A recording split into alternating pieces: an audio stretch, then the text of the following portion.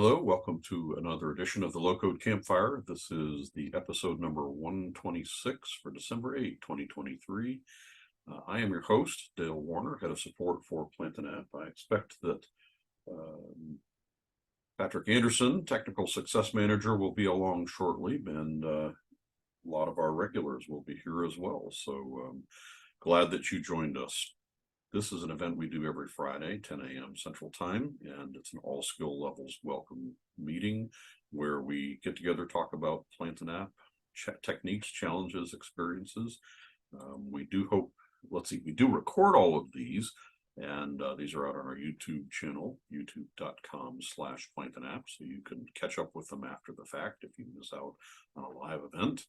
We run the same agenda week by week. We say hello, and then we go around the campfire. We do first call and any kind of problems or issues that you might be experiencing. Take a look at some of these other things like contributions to the Campfire community common website. Take a look at our community and feature requests, any submitted topics, which there were no advanced submitted topics today.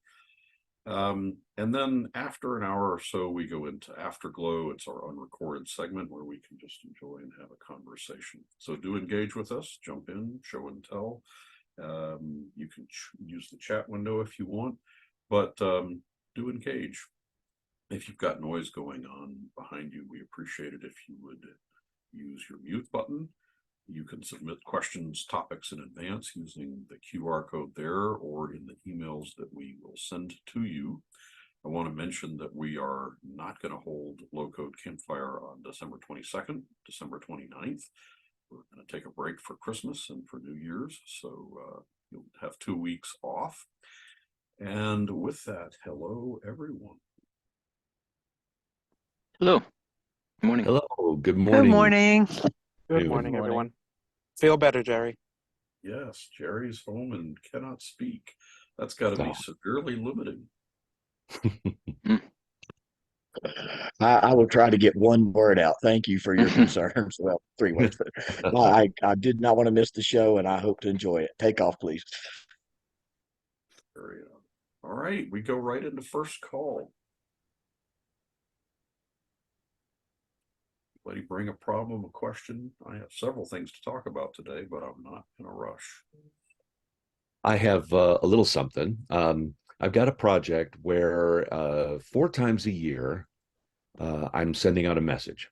The message is different each of 4 times, but it's kind of a routine thing. And so I made it into a record where I've got a month and a day for message 1. And then the message, so 3 fields, and then I duplicate that for the other 3 messages that need to go out. So what I'm looking for is in automation, I'd like to check if today is one of those 4 month-day combinations, and then if so, send out that message. So my thought was, run through the whole thing to decide that, yes, today is a day to send out a message. And then in doing that, I would have figured out what message it is. I would have created a token called this message and another token that said it's today.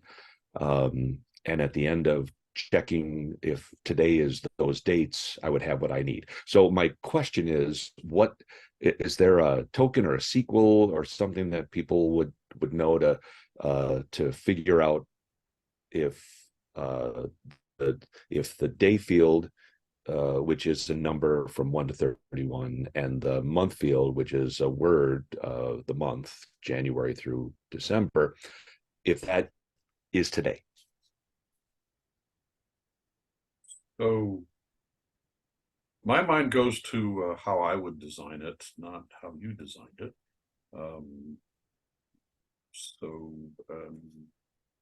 Which I think it's an interesting problem. It's a common problem to want to do something on a day and then do set it up. You want it to come around again in the next year, right? Year by year. Yeah. And then the intent was job. What's the word? Job security.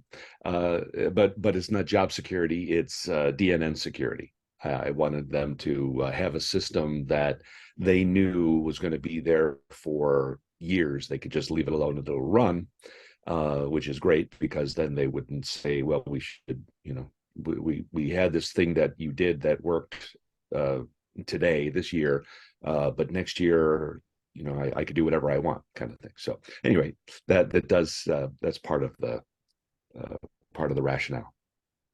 Yep. So my approach to something like that would be, I like putting the messages in a table. I like having the date that they're supposed to fire off being associated with them. I would probably do that as a date field. So for example, you got one coming up on January 1st of 2024. I would enter the date as a date field, January 1st, 2024. And that lets me do date math using SQL. Are we there yet to that date?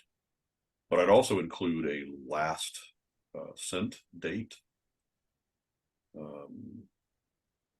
And so your logic would be something like, have we arrived at are there any messages that where we have arrived at the date to send, but the last sent date is old? That's or empty. So that would identify a message that needs to be sent. And then once you have that, once you complete the sending of the message, you could you could update, you could either update the last sent date or I suppose add a year to the date to send, something like that. But by doing it as a date instead of a text month name and a text and a number date, it allows you to do a comparison using the date functionality of SQL.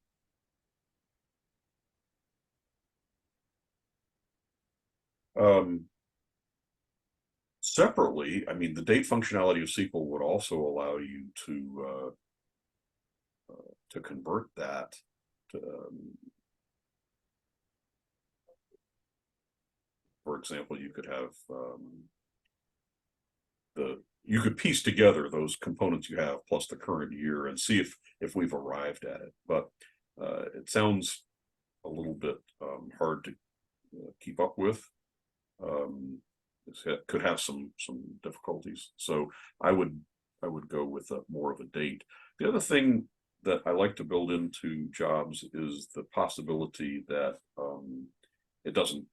if for any reason the job doesn't fire on the date that you've set up in advance, now it's just missed, right? So if you set it up to say, well, when we arrive at the date or greater than the date, then we're going to do this thing, and then still increment it by a year. But if for any reason it doesn't fire, you're like, for example, it got turned off. When you turn it on, it will fire. Well, yeah, that makes sense. So it sounds like you either convert it, like what I've got, you would use SQL to convert it, and then test it against the SQL today's date, and you would do it in SQL. Yep. Got it. So, and I actually, see Ben's this up. I was wondering if Ben's got a completely different idea.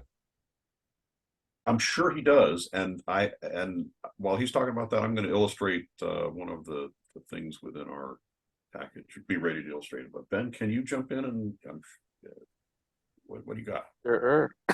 And yes, I do have something completely different. I do something similar, utilizing some of the stuff that is introduced by the installation of Plantain app, and that is the Quartz trigger.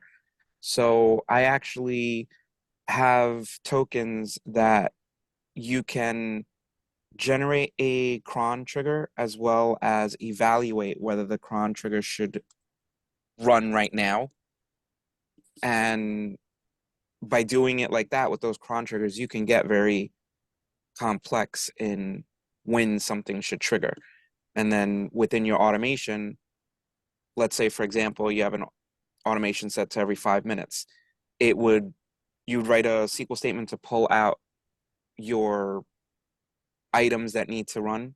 Each of them would have a cron trigger associated to it. And then you would just pass that cron trigger into the token that says, should this cron run right now? And it'll return true or false. If it's true, then do your code. If it's false, you skip over it and you process the next one on the list. I'm sorry, are you saying con trigger? Cron, Or cron? C-R-O-N. Yeah, okay, that's what I thought. So Chronological trigger. Yeah. Sure. But that's basically using the same functionality that automation is actually based on. It's based off of the Quartz trigger system. So it's basically just using what's already built in and extending it so that it can be used outside of just a job trigger itself. So you could set a trigger to be 5 minutes, but then inside the code, you can further evaluate cron triggers to see if something needs to fire. I've done that myself, where I have like a 5-minute event, a job, runs every 5 minutes, and it just pulls out a bunch of routines out of a table. Each routine has a trigger on it, and it just basically says, is this supposed to fire now? No. Next. Is this supposed to fire yet? Yes. Do it. And it just keeps doing that every 5 minutes because my client can add routines, and I have a form that just basically says, like building the trigger automatically, where it says, what's the repeat interval, what's the time of day, what days do you want it to run, what day of month, things like that. They fill it out. When they hit submit, I have a token that takes all that information and just converts that into what's a cron trigger statement for that Quartz. And then it just stores that trigger statement into the table. And again, then I just have another token that takes that trigger statement and just returns, should it run right now based off this moment in time. So the one of the very nice things about that solution is that you're giving the ability to fire off things, but you're not turning them loose in the automation system. Right? Correct. They can't create their own jobs and do whatever they want. You're giving them very narrow parameters of exactly. So it's giving guidelines on. Exactly. It's giving them a manner of having their own job triggers, but it's very narrowly scoped for a specific reason, these particular routines. And, they can schedule them whenever they want to, as long as it's within a 5-minute interval. They can't say run it at 8:02. That won't work. It's got to be 8 o'clock, 8:05, whatever. But, it's narrowly scoped, and I control what routines they're creating. So I'm not, like you said, letting them loose into the automation page. I don't have to give them rights to do any of that. But in a manner of speaking, it's kind of like a mini automation type of thing. So in a more traditional scenario, I mean, in this case, Don is the low code engineer, and he's the one that has the access to the system. If he's not trying to reveal something, give a lot of control to and flexibility to his users, that he can take a simpler scenario. In addition to what I mentioned earlier, I wanted to point out that the illustration that I have on here shows the SQL for comparing days. So I did a little bit of a different thing a long time ago. Don, you and I worked on books, and I still have that data table in my test database, so I used book. But this SQL, and you can see I used the AI assistant to say I need a list of books created within the last 45 days. It gives me this date math that says, when the created date is greater than or equal to, and then it's using the date add function to get compare the current date to however many days ago I said. So last 45 days, you can see it inserting it here as a parameter in the days count. Point is that this is the syntax that will let you compare things to days, and whether you just want to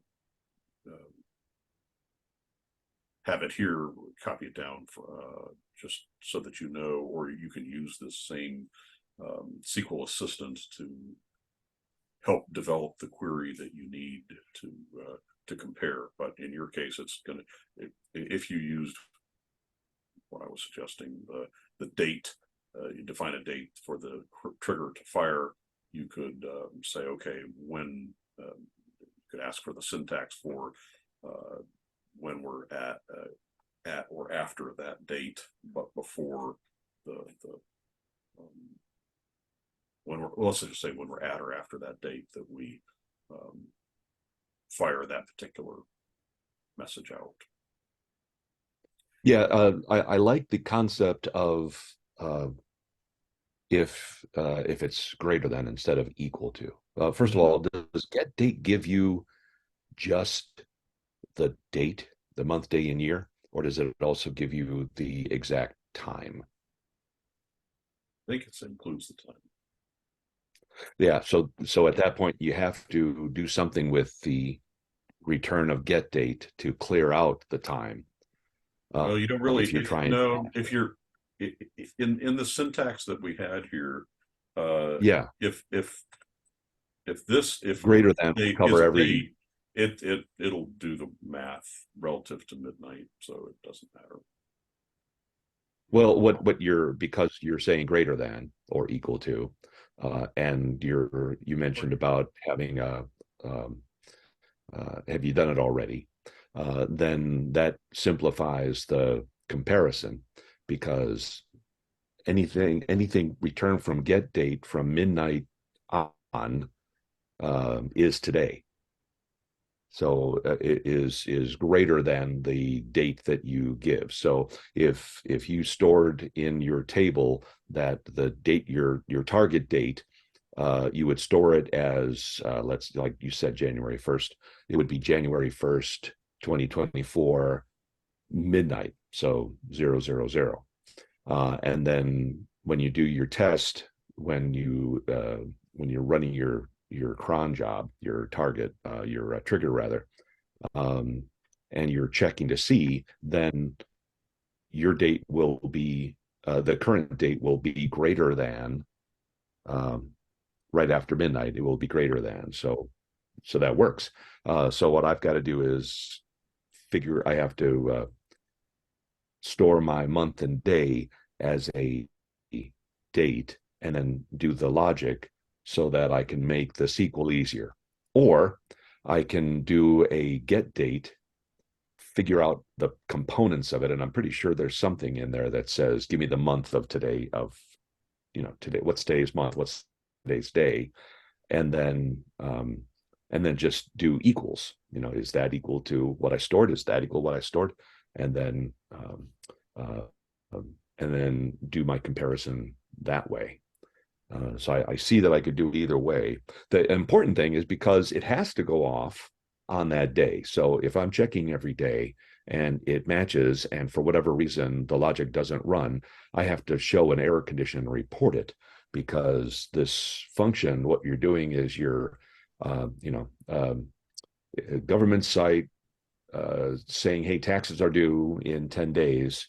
You don't want it to go out when taxes are due in 9 days, saying that taxes are due in 10 days, because then you got all kinds of problems. So it has to go out on the day that it says that it's 10 days, which means I have to, I shouldn't have to have logic that says, if it fails, I could do it next time. I have to have logic that says I do it now, or I report that it failed, and then, all hands on deck to fix it. And if this is this going out to a number of people, or? Yes. And that's, that can be part of the problem. Like send email, you want to make sure that it's very resilient with on errors and things, because if you don't want it to where your job blows up because you have a bad email address for one person and it only got halfway through the list and things like that. So designing it to, and we've talked about email queues and things like that in the past, but designing it so that it deals with bad conditions or SMTP failures or whatever, so that it doesn't get bogged down. Good. Cool. Thank you. Sure. You mentioned, if you define your field as a date, it won't have a time component. Right? In the entity logic, there is this date. Right. If you use it if you store it that way, but when you go to SQL and you compare that against getDate, then getDate is returning a time component as well, right? A date and time component. Oh yeah. Or does yeah, oh yeah, so you're trying to test equality. Yeah, you might want to test for you would have to narrow it down, do a little bit of work to either say either bring only the current date instead of with a time component. So yep. right. But like you said, if use the get date and use a date type in the entity, then when you say if my date is greater than or equal to get date, I think that's what it was, or the other way around. If get date is greater than or equal to my date, then the time has passed, so it's probably time to go. Yep.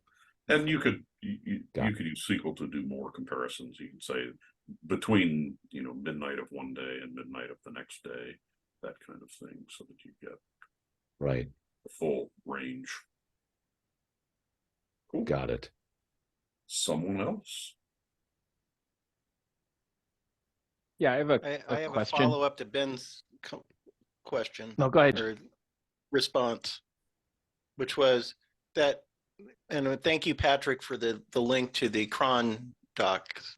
But Sure. Ben, did you say you store that string in your tables and then use that cron string as your comparison, so it then goes out? That's an interesting solution. So Yeah, actually, I'm putting together just a quick thing. If you guys want, I can share it on screen. Just get this. What is it? It is now 23. I just want to show a sample, kind of. I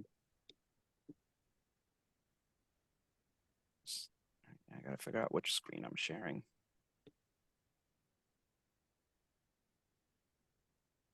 Be this one. For any newcomers, Ben has 18 monitors. That's a little bit.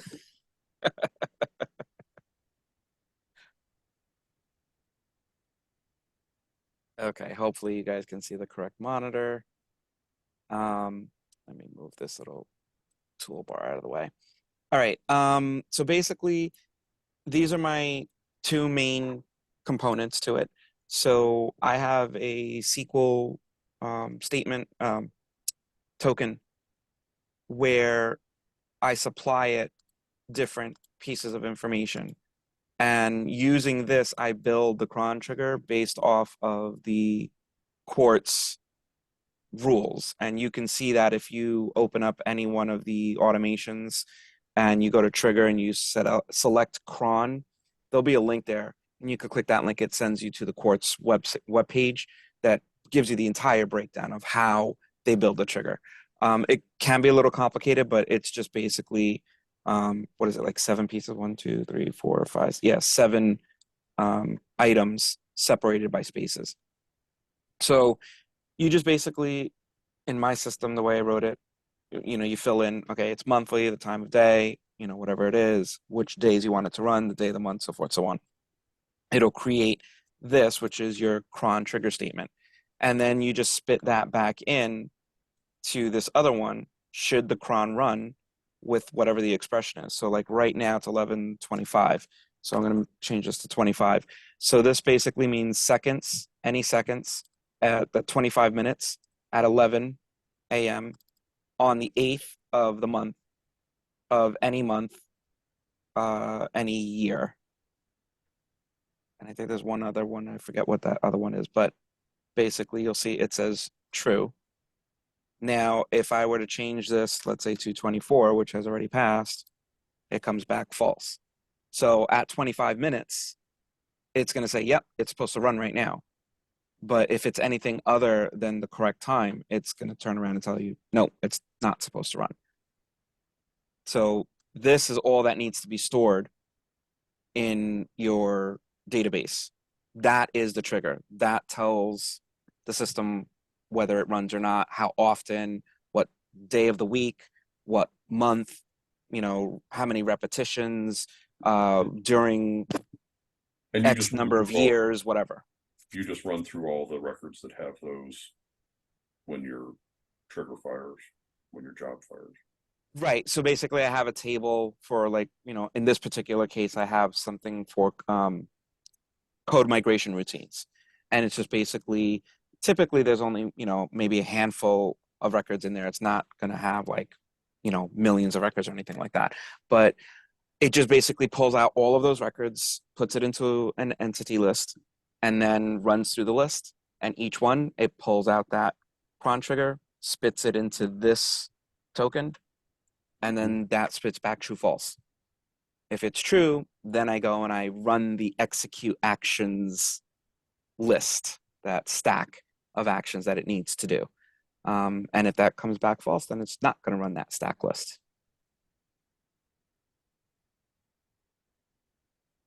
And the cron format that you have, I did this years ago with MySQL and PHP and other types of websites.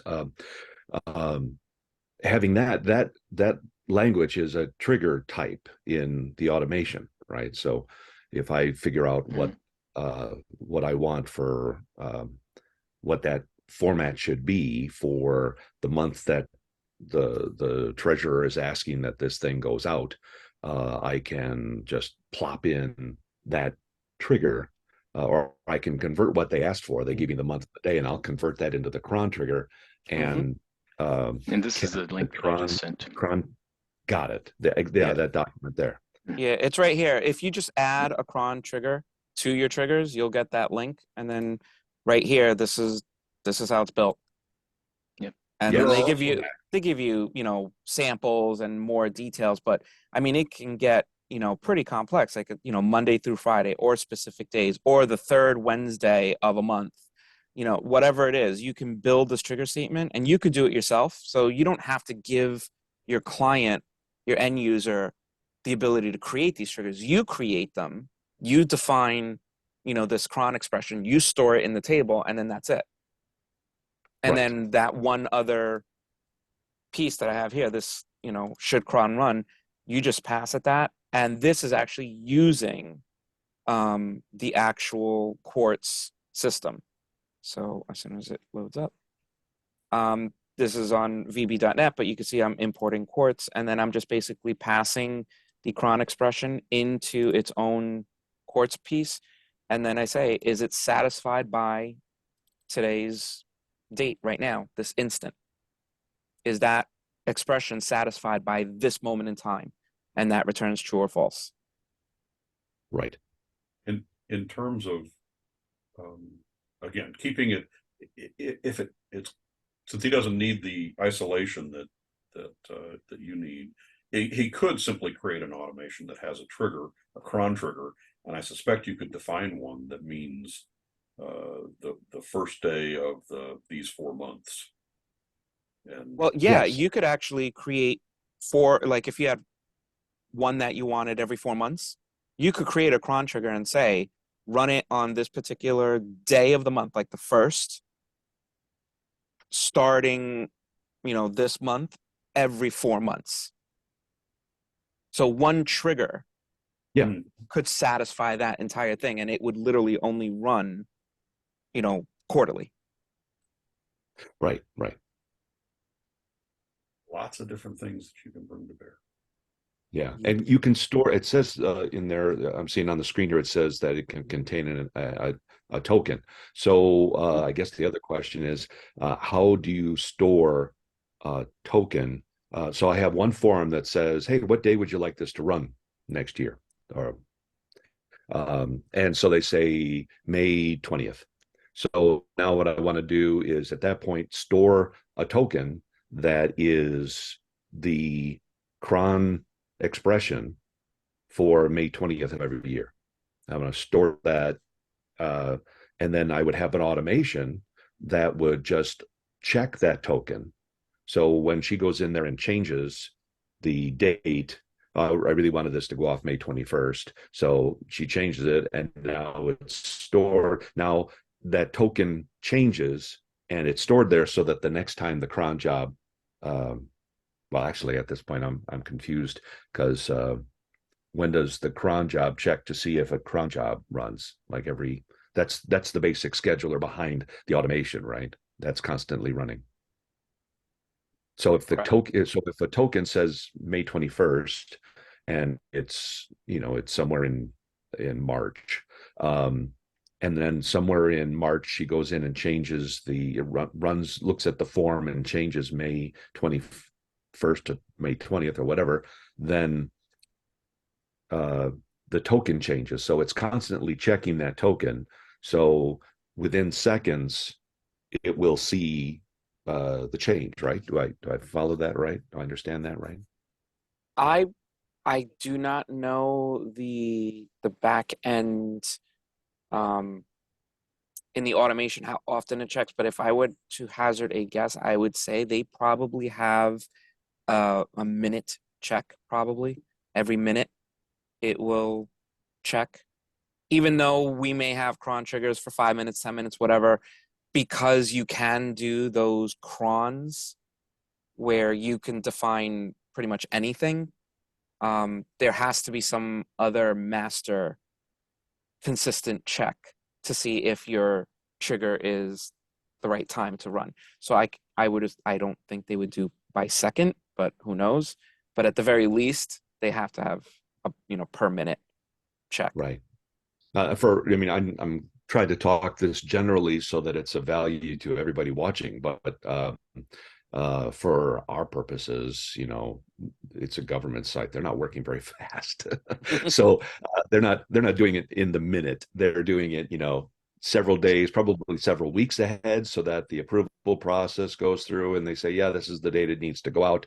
And they're going to know that months in advance, and they set it in a form that says what date do you want this thing to go off, and as long as it's done like that and that there's no issue with timing, we're not talking about second by second, we're talking days by days. So as long as I can use that, and but so I guess I come back to my question of how in a form do I say create a token? Is there a create a token and it's like stays forever? I always thought that tokens, when you create a token in an action, that it's just during the duration of the action and it disappears. So how do I store it?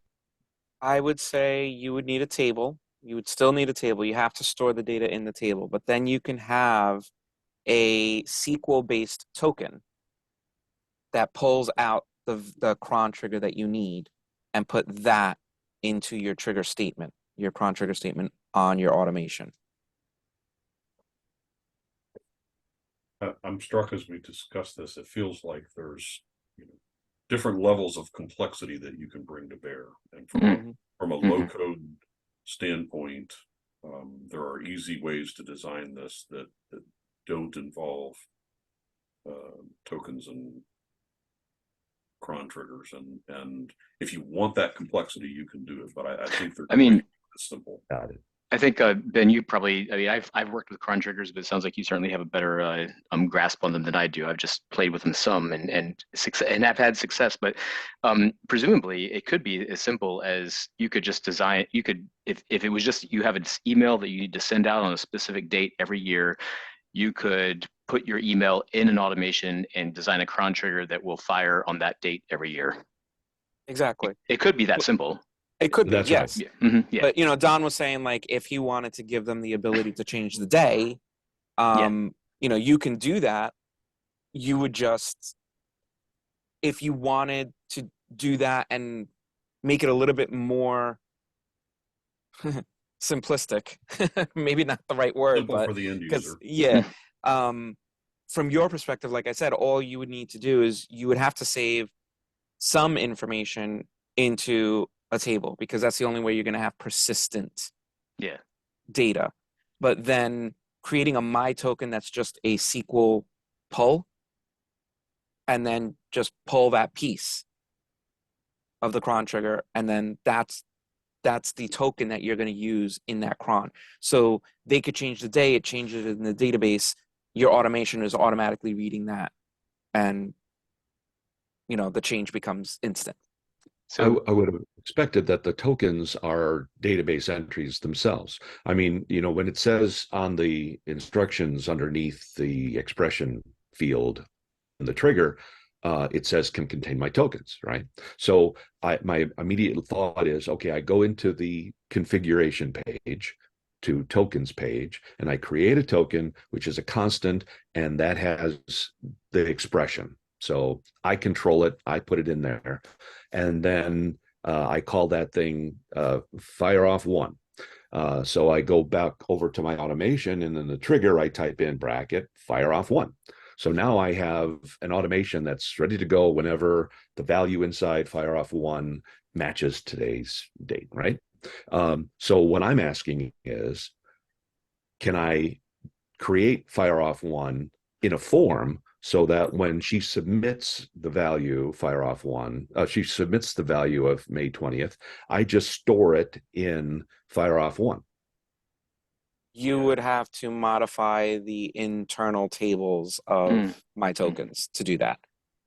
Oh, it wouldn't be as easy as what I'm saying, in the sense that you could just create an entity, dump the information into a field, into a record, and then create another token and pull it out.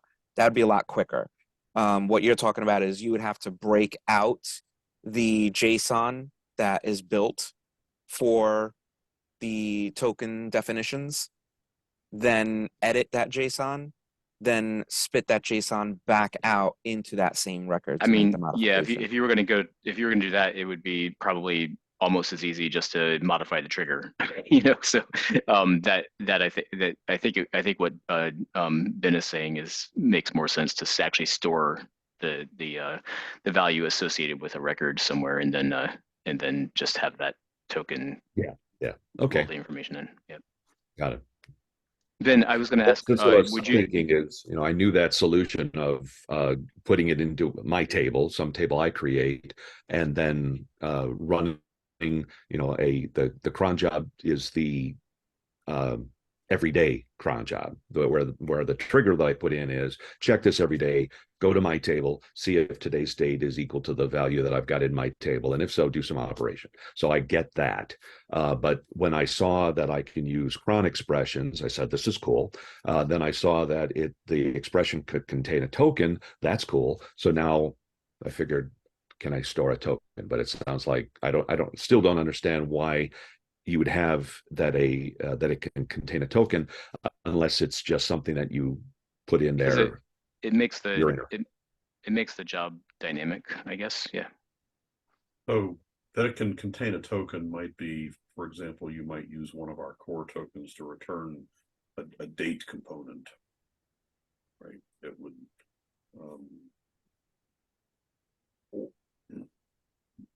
or even pull a constant token. You can define constant tokens within the token mechanism. Well, that's what Dom was just suggesting, was a constant token that he then yes, updates via form. But yeah,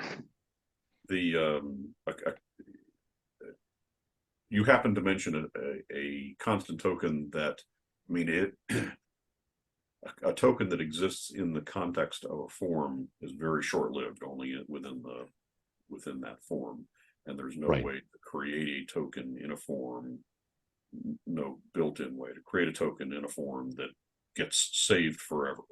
So there are techniques. I showed once something called data locker, but I mean, it's all about building things that do that. I stressed it. I think where you started today is probably a more simpler solution for a 4 time a year kind of thing. You don't want to build a big a big machine that you have to maintain if it's really, if the job isn't that big, right? If it's, so just, anyway, there's variety of solutions. Pick the one Exactly. that you wanted, that you were willing to invest in, and go from there. Okay. I wanted to ask Ben if you're willing to share your token on Campfire, Sure, I can do that. your cron generating token. Yeah, and then let me just show Well, the something consumption really. token is really as important, because without that, somebody's got a lot of work to do. Can I share my screen really quick? I just want to show that the one other piece to that. I mean, not necessarily that you would use this, Don, but anyone else who's watching this can see, you know, that it's possible. So, oops. Did I click it? No, I didn't. Good. So basically, this is the piece that I just literally wrote this a couple days ago. And it just basically monitors a change in code from an old code to a new code, and there's a deadline that it needs to be completed on. But that all being said, here's this little button where I do edit trigger. Now, what I did is I created a form that's very generic and dynamic. So this one form, I can use this for any piece in my application, because all it does is when you fill this out and hit submit, behind the submit button, it just generates that cron trigger statement. And then I do whatever I want with it. I can return it back to the original calling form. And then the original calling form will store it, use it, whatever it is. So it's not just that one piece. That's why you see here it says shared. This is like a shared folder. This is reusable for anywhere in the system. But you just basically, like I said, you select what you want to do here. You know, if it's daily, here's your list of days. You could go by seconds. You can go, you know, minutes. If you do monthly, you know, what day of the month every month. If you do yearly, what month do you want it to run on what day? And then I also happen to have an active between. So if, let's say, you want this to run monthly on the 1st at, you know, whatever, 8 a.m. But you only want it to run during a school year, which would be June through September through June. So then you would say, okay, well, starting September and ending in June. So outside of this range, even though it may hit the 1st of the month at 8 a.m., it's still not going to run because I have a window on top of that. But, cool. You know, it goes to show you can offer quite extensive dynamic ability to your users without actually exposing the automation section to them. And then, you know, just using that, you build your cron trigger statement, and then that's it. And then coming back to my page, it even tells you the next run. So based off of whatever the cron trigger is, I even have it here where it's using Quartz, and Quartz tells you, okay, based off this cron trigger and today's date, this is the next time this cron trigger is going to actually run. Got it. The what you just have on your screen there, where you were showing that if in case you chose annually and then a month and the day, those two fields, that's exactly my form that I'm providing her. What month and what day do you want this message to go out? So, but what you're doing is when you hit submit, you're storing this function request in a table. Yep. And in the table is the cron expression. So that all it stores 5-minute timer that you've got, this code here is basically saying, run through all of those records. And if the cron trigger says true, then go do it. So I could store it that way in my record and use your cron trigger. Or I can come up with the logic that says, is the get date month equal to my month, and the get date equal to my date, and if so, then run. So I could use cron, or I could do it either way. Yep. but I Yeah, I can't mean, store it as a token and then use just the one line automation that says that's the time I want this particular job to run, because I can't create a token that stays. well, like I But said, you could, but you'd have to futz around with the back end my tokens tables. got it. So I mean, it's possible, but you know, if they ever Not change the recommended. formatting, then Yeah. your code will break. But yeah, like they always say, there's more than one way to skin a cat. So you know, you can do it using get dates with SQL and whatnot, or you can, you know, do stuff with the cron triggers and whatnot, and whole different, you know, bunch of different ways of approaching it. Yes. Cool.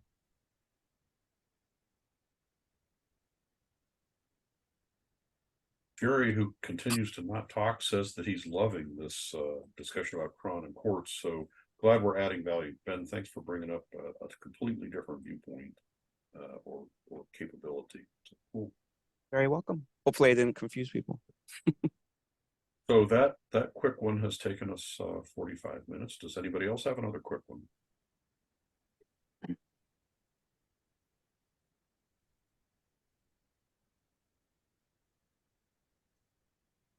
Yeah, I do. This actually may be quick. It's really okay. The shade. So no. I am using the JavaScript example. I think that was one of the your feature function videos. Dale and Mark and I were working on this together. Basically, and I'm calling hidden button, and it works as expected for that part. But what happens when I go, there's another button on the screen to go do something else that's not hidden. And essentially all this button is doing is changing from tab 1 to tab 2. Any button on the screen then freezes. And when I look in the console, it says there's a 500 error on the server. So I pull this code, the JavaScript code out. The button that was freezing works. Put the JavaScript code back in. The JavaScript code works, calls the hidden button, does the couple of things on the action stack, but then it freezes the rest of the form. Any idea about this, or kind of how I could approach this?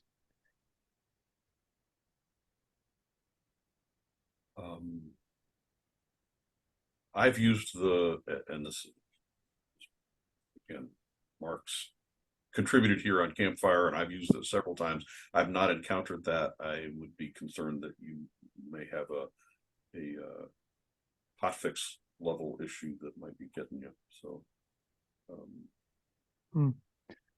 maybe, but this site's very much up to date. Yeah, that's what I'm saying. There might be something in whatever. But that's just a first impression. Anybody else with a suggestion? When you say it freezes the form, what's the? As in the button click typically goes to please wait, and it just never isn't resolving. Oh, it just stays there. Okay, yeah. Yeah, just exactly hangs right there. So when I see that, the first thing that I always think about is a parameter that was used to show the button, but is not in context when the button is clicked anymore. It's used to show the button on load, but it's no longer in context when the button is clicked. That's the first thing that comes to my mind whenever I see that, but maybe you checked that already. I don't know if I did. But if the button has a show parameter, that's worth checking out.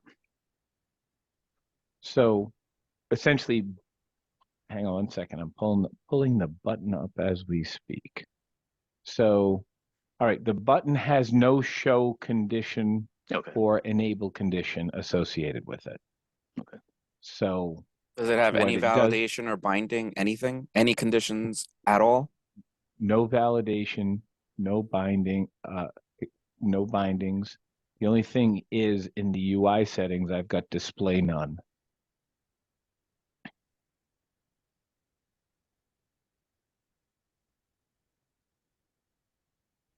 So Patrick, were you saying that the lack of show conditionally could be the problem, or if No, I had no. one?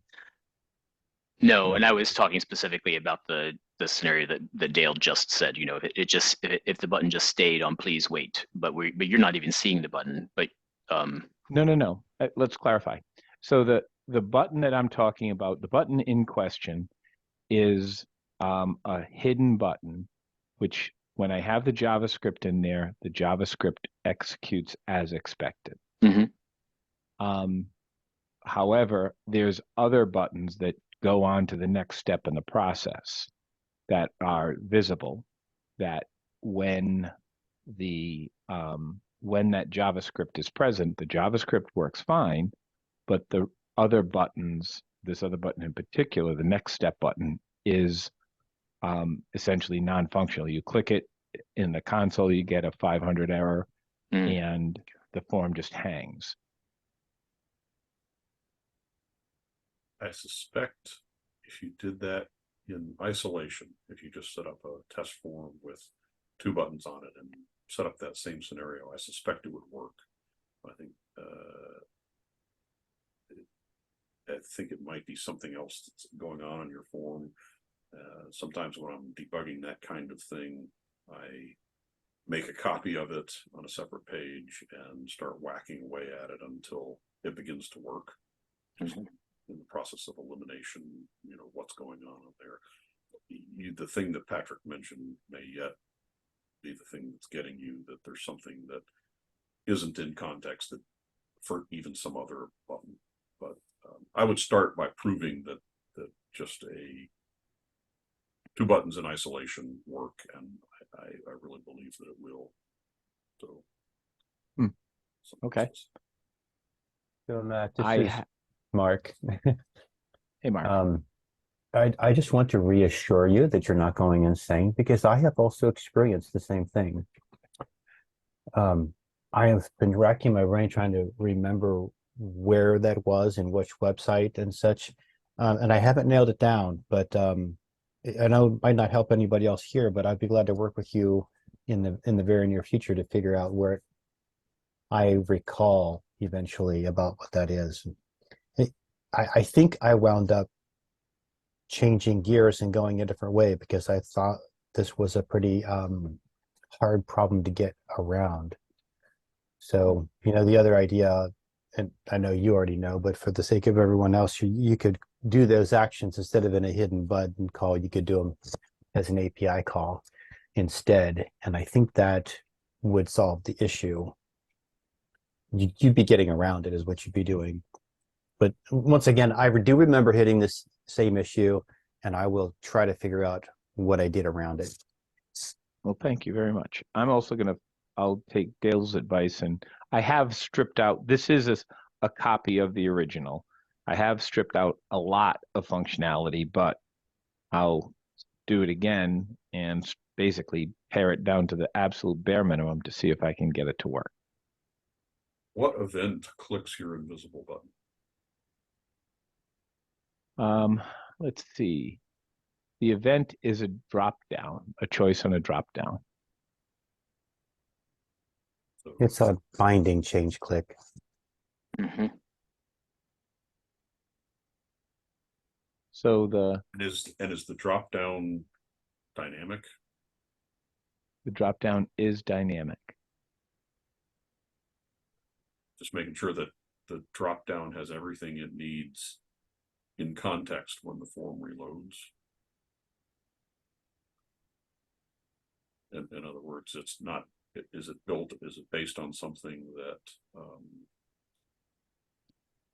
if it has a where clause and the where clause is with tokens, to those No, it's pretty exist? straightforward. Okay. Select, field is text, another field is value, from, table, where, project, blah, blah, blah. It's nothing, there's no contingencies to it. The project is not a token. The project is a token which gets set in the pre-init. Okay, that's a could be a problem because it might be a problem. I have to see it, but I tend to agree So with Dale. That would be out of Okay. scope at that point. Yeah, you're going down Oh. the right way there now. hold so on. The project, in this case, it's a project ID, which is picked up on pre-init, and I create a token called project ID. Then the hidden field called project ID mhm. is in the form itself. Okay, so that it will should be persist. in context, I think. Mhm. Yes. As long as you're using the hidden fields token and not the a token that you created at pre-init time. Yeah. Well, okay, so the pre-init passes it to the hidden field. Okay. Okay. And I guess a question, maybe something's going on here. Oh. Well, hold on. Maybe I have okay, so here, all right. Okay, so I pass the token to the hidden field. And just following kind of the standard PAA nomenclature, the ID of it is P_project ID. But I just looked at my query, and I'm actually using the value project ID, not P_project ID. But that would mean, if my thinking, and I'm could be all wet here, is that the dropdown, which depends on this quote unquote out of context token, wouldn't work, but the dropdown works fine. And if I take the JavaScript out of that bind expression area, then the whole form works just fine as expected. The question is where does that Is token that that your? you're actually using where is that being populated? It sounds like that's the token from initialization, and is that the token you're using to initialize your P_ project ID token Yes. or field? Yep. Yeah. So I would change that to your field token. Mm-hmm. I will do that. And okay. All right. Thank you very much. I will give that a try and run it at the Report flagpole. back. See you soon. Yeah. Maybe momentary here. All right. I have a quick one. I did a contribution into the Campfire website. For anyone who's new to this, if you're participating in the Campfire meeting, you have your just request access to this, and you can get into these. But there was a technique that I've wondered about and haven't. We don't build this in. It's built in grids where you can click a button and it'll say, "Are you sure? Yes, no." If you need to do the same thing on a form, you can. There's a really quick technique that lets you say okay or cancel. If I say cancel, the button doesn't run, and it's just a bit of JavaScript, right? And if you say okay, then the button runs and we see the work. But it's simply using this in the bind on change click. So by returning false, it doesn't run. It's just a little bit of JavaScript. So you can add in, are you sure you want to delete all that stuff type of message to a button. Of course, there's other low code ways to do that kind of thing as well, but it's a.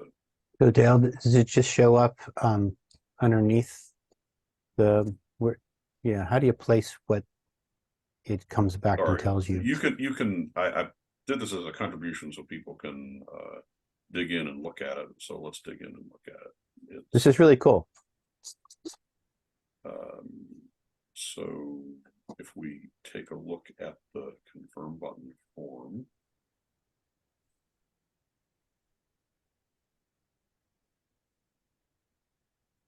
The button has on a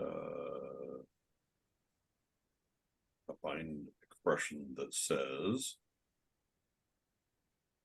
It's running this little bit of JavaScript. If it returns false, and that's what this says here, for buttons, you can return false to prevent the form from submitting. So any JavaScript that returned false would prevent it. We're doing a little bit of a confirm message, yes.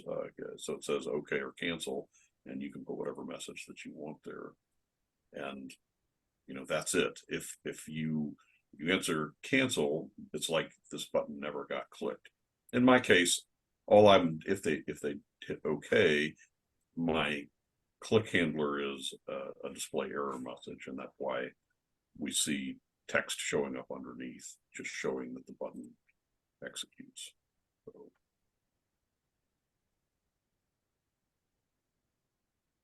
button doesn't execute, nothing happens. So it's like an alert message. It pops up right there. Yep, and you get a chance, and yeah. So whatever the code is underneath